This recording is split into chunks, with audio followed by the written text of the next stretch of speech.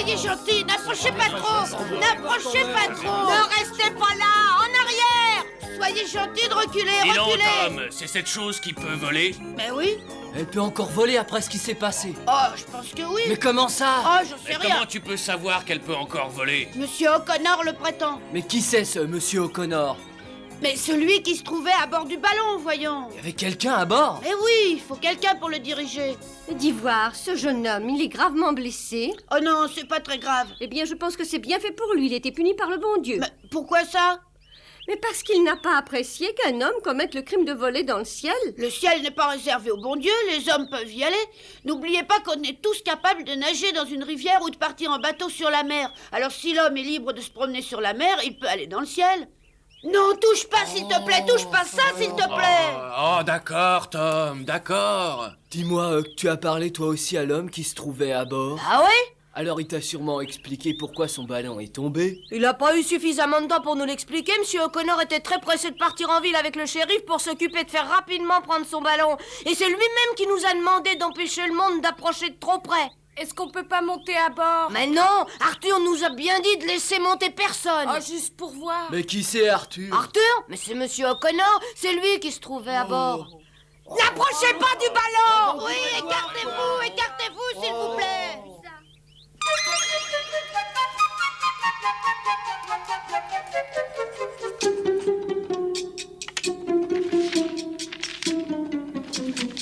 Voilà, ça y est.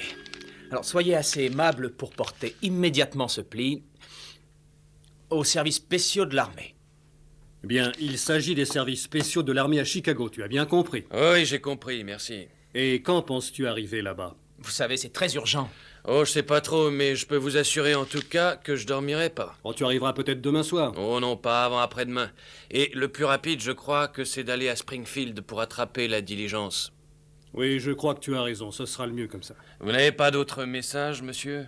Je ne pense pas. Ah, pardon, oui, peut-être. Je crois que là-bas, vous serez certainement amené au capitaine Bond et à ce cher professeur Matterson, les deux personnages qui sont responsables de mon expérience. Je ne leur explique pratiquement rien dans ma lettre, mais dites-leur bien que je leur apprendrai tout ce qu'ils veulent savoir de vive voix, dès qu'ils arriveront ici. Bon, très bien. Je crois que maintenant, je peux partir. Et surtout, pas d'imprudence. Oh, encore un petit mot. Rassurez-les sur mon état de santé. D'ailleurs, ils comprendront que je vais bien, puisque je suis en état de leur écrire.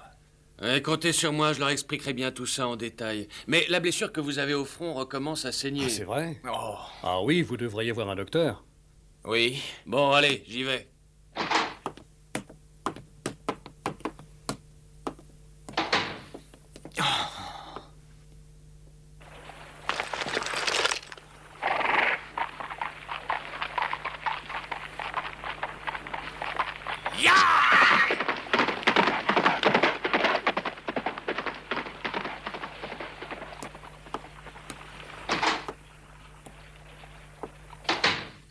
Eh là, dites donc, ça n'a pas l'air d'aller.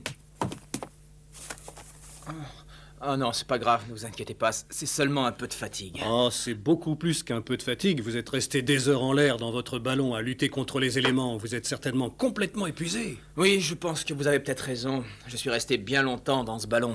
Je n'avais fait avant ça que des vols expérimentaux qui ne dépassaient pas 2 heures. Oui, alors je comprends. Vous devez tout de suite aller consulter un docteur. Attendez. Le plus près d'ici, je crois que c'est encore ce vieux docteur Mitchell. Mais je ne peux pas y aller maintenant, j'ai des tas de choses à faire. Oh, n'ayez pas peur, je le sais très bien. Et pendant que vous vous ferez soigner, je m'occuperai de trouver les piquets et les cordes que vous voulez. Bon, alors attendez, pour aller chez le docteur Mitchell, c'est très facile. Vous prenez à gauche en sortant d'ici et... S'il ne m'a pas dit de bêtises, ça devrait être par là.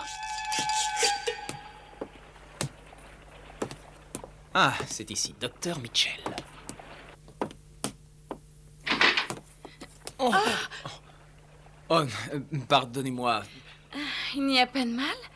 Ne vous excusez pas. Oh, dites-moi, est-ce que le docteur Mitchell est là? Il est là, il se repose une petite minute entre deux malades. Mais vous saignez? Ce n'est presque rien, n'ayez pas peur. J'ai été projeté un peu brutalement hors de mon ballon. De votre ballon? Ah, mais je vous en prie, entrez, ne restez pas dehors. Merci.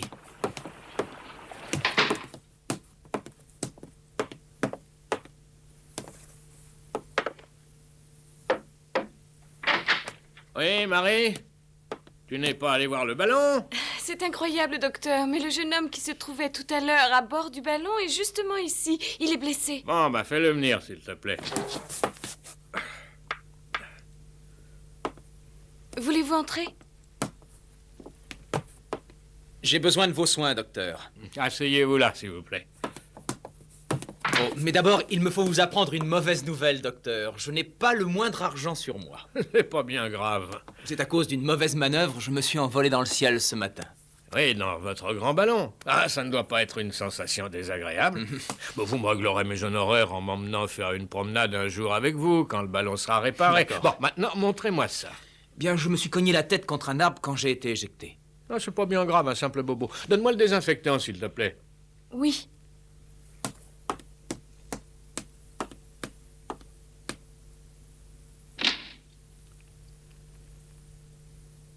Dépêche-toi, Marie. Voilà, voilà. Mais où il est? Je ne sais pas où est-ce que vous le mettez. Ah oui, je t'ai pas dit où je range mes flacons. Oh, quelle larme je fais.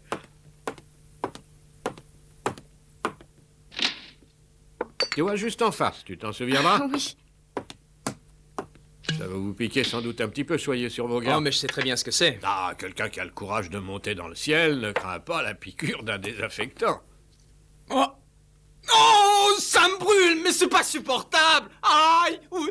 Comment ça vous fait tellement mal? Ah oui, docteur, et pourtant, croyez-moi, je ne suis pas douillé. Mais c'est pas normal.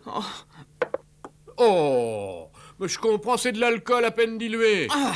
Bravo, merci. Non, rassurez-vous, c'est douloureux, mais ça n'est pas dangereux. Et range ce flacon, Marie. Donne-moi celui qui est juste à côté, s'il te plaît. D'accord.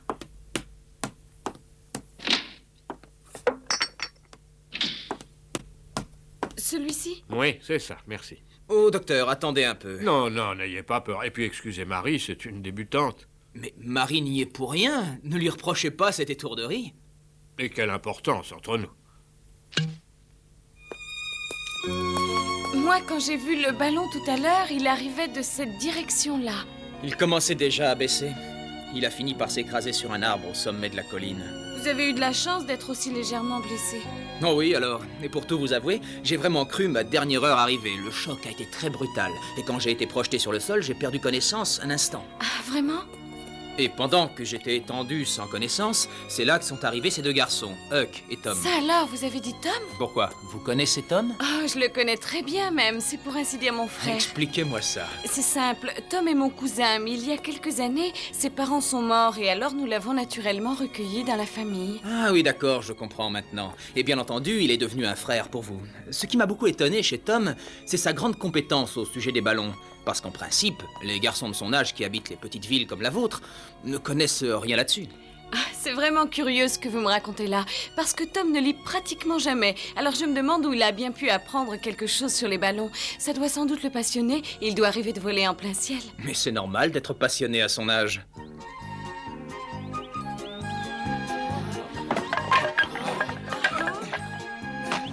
Bon, tout le monde a bien compris maintenant? Oui, on a compris, c'est facile, on n'est pas si bête. Ah, on commence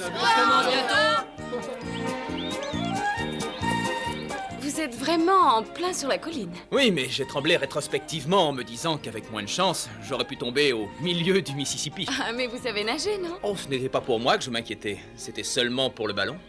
Ce serait désolant de le perdre aussi bêtement, après tout le mal qu'il a fallu pour le construire. Ah, monsieur O'Connor. Bonjour, shérif, comment allez-vous? Très bien, Marie, merci. Je vous félicite, monsieur O'Connor, vous avez fait la connaissance de la plus jolie fille de la région. Ah non, shérif, ne plaisantez pas. Je vous laisse.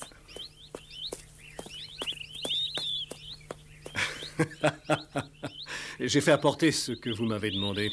Je vous remercie beaucoup. Maintenant, il va falloir que je m'occupe de tout fixer. Je pense que les enfants sont prêts à vous aider. Ah, tant mieux. Et je suppose que vous avez rencontré Marie chez le docteur Mitchell. Oui, c'est exact. Quoi? Marie, mais je ne te crois pas. Mais si je l'ai invité. Voyons, Marie, n'oublie pas qu'une jeune femme n'invite pas un homme à venir dîner la première fois qu'elle le voit. Tout le monde en ville voyait Arthur pour la première fois, et puis il vient de Chicago en ballon. Peut-être, mais tu n'étais pas obligé de l'inviter. La ville a un très bon hôtel. À l'hôtel, il lui aurait fallu payer, il n'a pas le moindre argent. Mais c'est de mieux en mieux. Le ballon s'est envolé par surprise au moment même où il l'examinait. Arthur est parti comme ça, sans prendre le minimum nécessaire pour le voyage.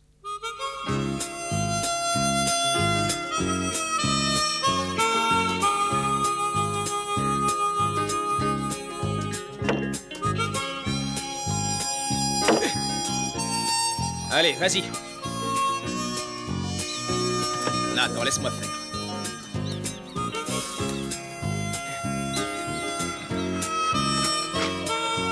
Voilà, je crois que maintenant, on peut tranquillement s'en aller. Ouais. Tout le monde a bien travaillé. Merci. Mon pauvre ballon ne risque plus de s'envoler. Dites-nous, Arthur, pourquoi est-ce que vous avez attaché le ballon comme ça par terre? Moi, je trouve que c'est dommage. Ça serait tellement plus beau de le laisser flotter, vous ne trouvez pas? Mais Tom, c'est absolument impossible. Tu as parfaitement raison, ce serait plus beau de le laisser flotter en l'air, mais ça, on ne peut pas. Ah non, pourquoi ça? Parce que l'air chaud qui gonflait l'enveloppe s'est trop refroidi depuis la chute. Mais comment est-ce que de l'air peut faire flotter quelque chose? Attends, je ne pense pas qu'on vous ait déjà fait étudier la physique en classe. Ah non, je sais pas ce que c'est. Et vous? Non plus. Bon, je vous demande de me croire sur parole pour le moment. Mais l'air chauffé se dilate et devient plus léger. Vous me suivez? L'air chauffé devient plus léger dans l'enveloppe, donc après... Ah ben oui, puisque le ballon est gonflé d'un air plus léger, forcément il monte. Ah bah moi, j'ai rien compris. Non, écoutez, je crois qu'on pourrait reparler de ça plus tard. Dites-moi, monsieur O'Connor. Je crois que vous avez terminé votre travail. Est-ce que vous voulez dîner avec moi ce soir? Oui, j'ai terminé grâce à l'aide des enfants. Je regrette, mais pour le dîner, je ne pourrai pas, shérif. On m'a déjà invité. Ah, tant pis, une autre fois alors.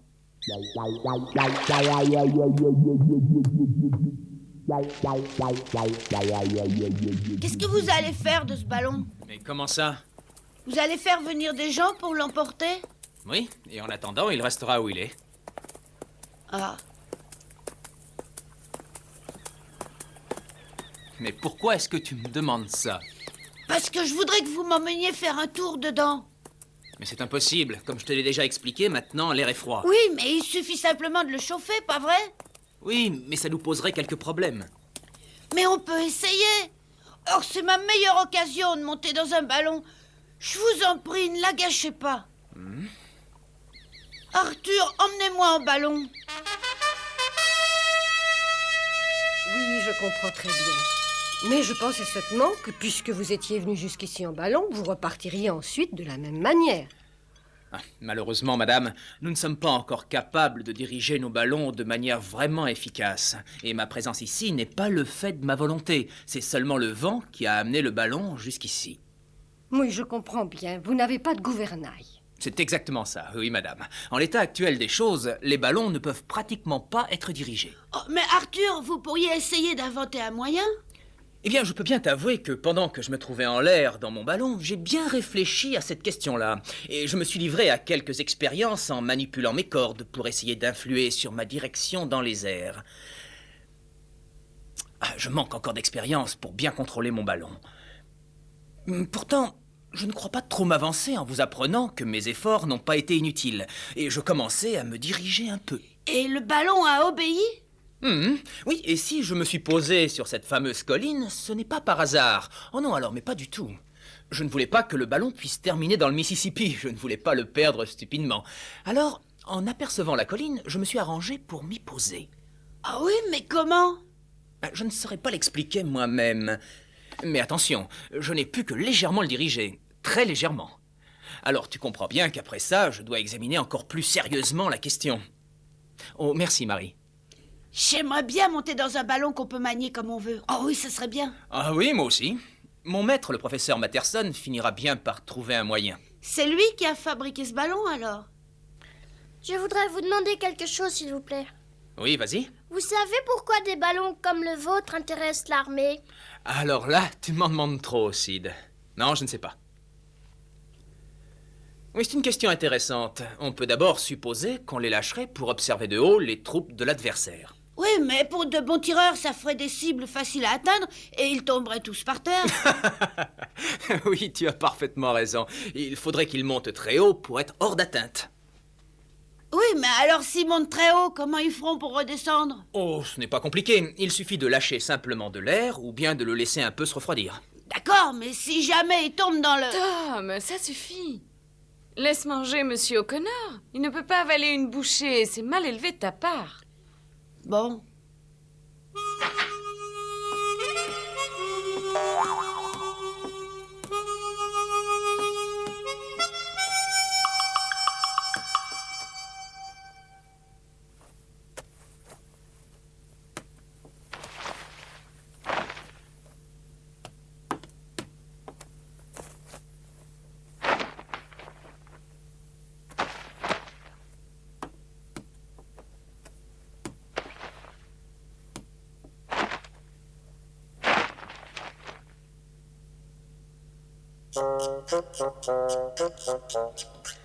Tu as vu, il s'est endormi en parlant. Il avait sommeil. Est-ce qu'un homme comme lui a peur? Quoi? Tu penses qu'en plein ciel, dans son ballon, il peut avoir peur? Il a sûrement peur parce qu'il sait jamais très bien où il va arriver. Et en plus, n'oublie pas qu'il peut toujours y avoir un accident. Ouais, bien sûr. Mais moi, j'irai jamais dans un de ces ballons, tu sais. Ah, moi, j'aimerais bien y monter. J'aurais sûrement très peur, ça je le sais. J'aurais peur, mais je verrais la terre d'en haut, tu imagines? Et si jamais tu tombais de là-haut? Oh, mais je pense pas à une chose pareille. Moi, je pense qu'à ça, au contraire. Monsieur O'Connor, ça y est, vous pouvez monter dormir. Je viens de préparer votre lit. Mais il dort. Monsieur O'Connor? Hein? Quoi? Ah non! Permettez! Tout est parfaitement clair dans mon esprit. Je suis catégorique. Il y aura probablement d'immenses ballons qui... Oh! Et qu'est-ce que... Oh! Oh, oh excusez-moi, j'étais plongé en plein dans un rêve quand vous m'avez réveillé. Ne vous excusez pas, j'ai préparé votre lit. Vous pouvez y aller maintenant. Merci mille fois, Marie. Et faites-moi un immense plaisir. Appelez-moi donc Arthur. D'accord. Nous n'avons pas une maison bien grande. Vous devrez partager la chambre des garçons. Oh mais oui, j'y serai très bien. Encore merci pour tout, Marie. Allez, bonsoir tout le monde. Bonsoir, Bonsoir. Arthur. Bonsoir Arthur, bonsoir et à demain.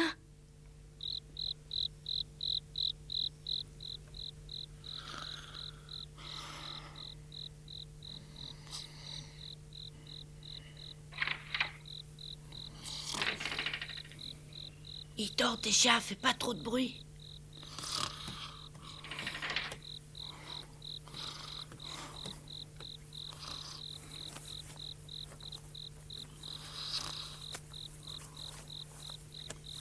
Ça fait longtemps qu'on n'a pas dormi dans le même lit. Ouais, pourtant, elle le faisait souvent. Ouais, mais toi, tu bouges beaucoup la nuit, ça me réveillait, pas vrai? Ah bah non, c'est toi qui bouges.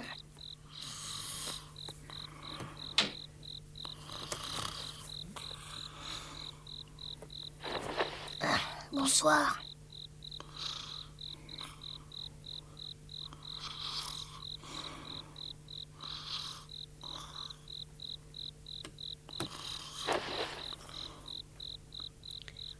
Arthur est un chic type, il m'emmènera en ballon.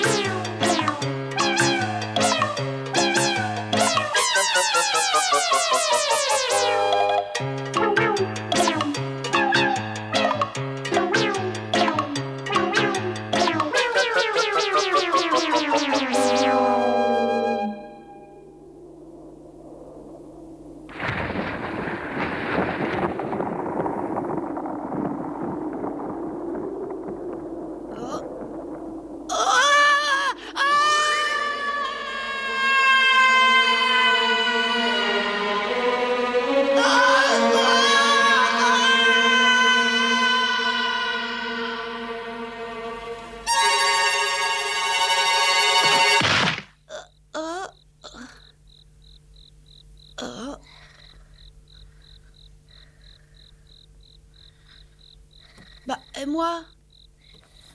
Oh non,